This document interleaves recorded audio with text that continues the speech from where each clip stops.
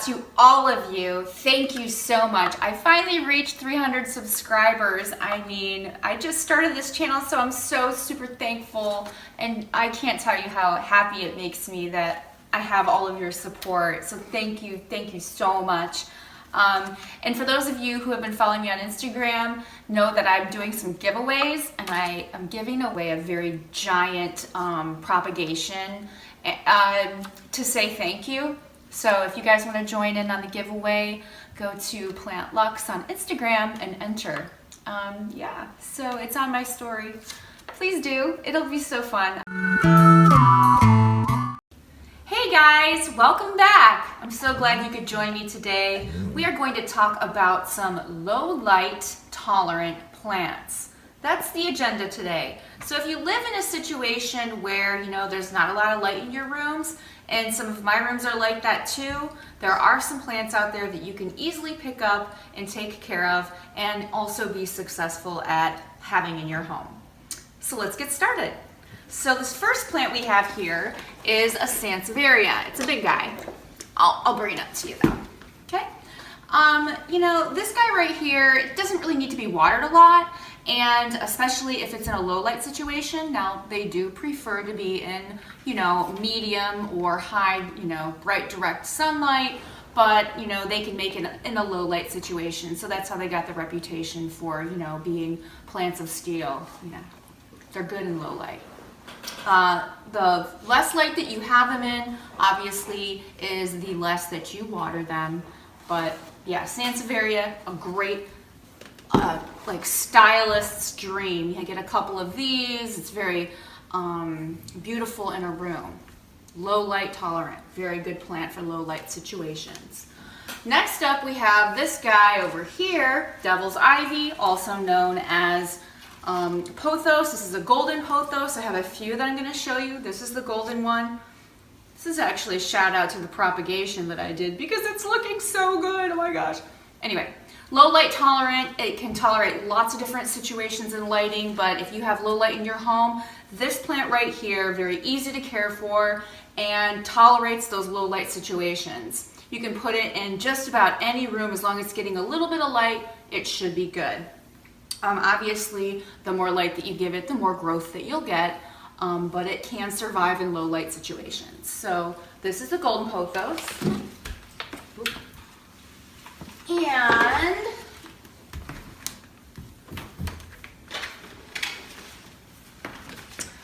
this is a different variety. So if you're looking for, you know, more of a pop of color, this is called a neon Pothos. And, you know, depending on where you pick it up, their leaves can be really, really light colored neon to, you know, a little more green in them. The more light you give it, the more neon you're going to get, but you can definitely have these in a low light situation. Next up, we might as well mention the Philodendron because they're very similar in their look. They're both vining plants. The Philodendron tolerate low light situations very well. This is a Philodendron micans. The more light I put it in, the more growth I get, but I can put this basically in any low light situation. It'll do very well. So Philodendron, this is a micans. And then back here, this is a Philodendron Brazil. There's also the green Philodendron and the Philodendron Rio.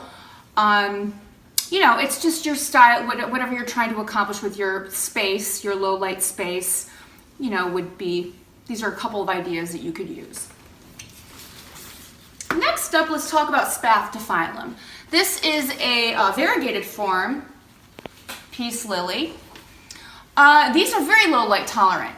If you have them though in low light situations, obviously you're probably not going to get as many of these flowers. Okay, it'll just mainly be, you know, the foliage that you are going to be seeing if it's in a very low light situation. So more light equals more blossoming. You know, they have a different kinds. These guys will get huge. They are high water requirements. So obviously lower light means less you have to water them, but these generally love the water. So they, you know, they require a little bit more maintenance than a plant like this over here, the Sansevieria. But again, very low light tolerant, very stylistic element. It does get huge. So you can buy these in a variety of different sizes and, you know, find a space in your home, in your low light situation where it would look great. Agleonema is what we're talking about next. There are so many varieties. I'm just going to show you a few.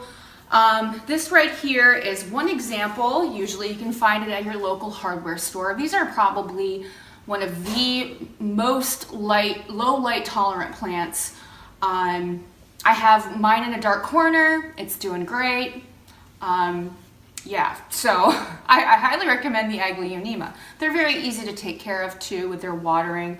So this is a plant to consider if you have an area where you want to put a plant but you don't have a lot of light. So this is one Agleonema form. Another one is this pretty guy over here. Okay, very pretty.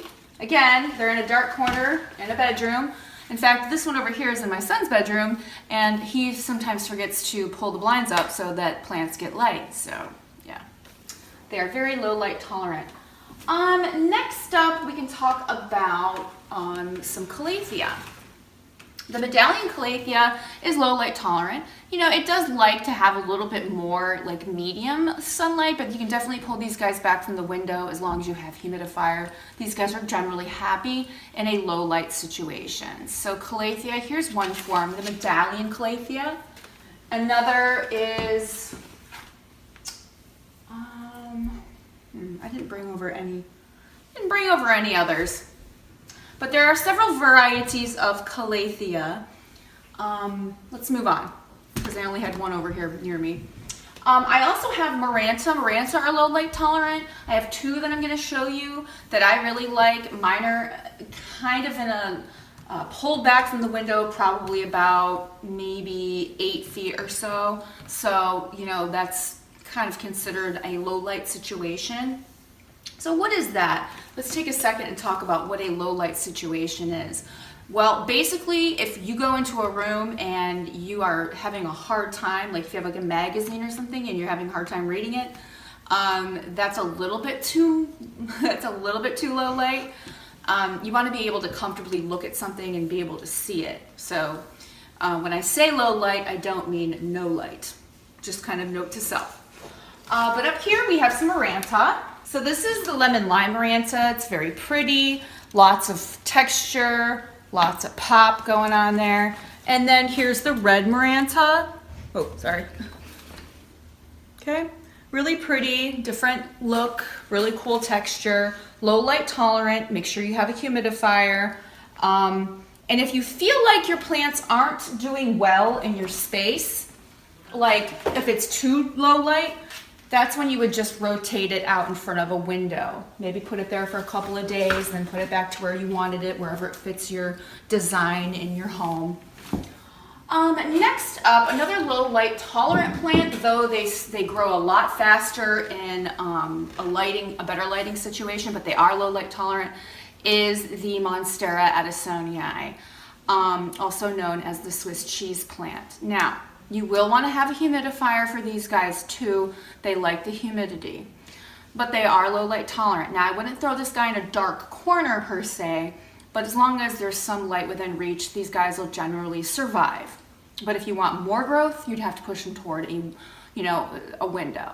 Mine is kind of pulled back, I would say about 6 feet. It's next to a humidifier. This is actually one of my propagations, and it's already getting new growth. Yay, I'm so excited. Anyway, Monstera Deliciosa. This is the narrow form, what it looks like when it's a baby plant. And then this is a wide form, another propagation that I did. Again, low light tolerant. Just make sure that you have a humidifier nearby. So another plant that is a low light undercarriage, understory plant are several forms of begonia, and there's so many that I only have 2 kinds here to show you, but they are so pretty. I could not leave them off the list.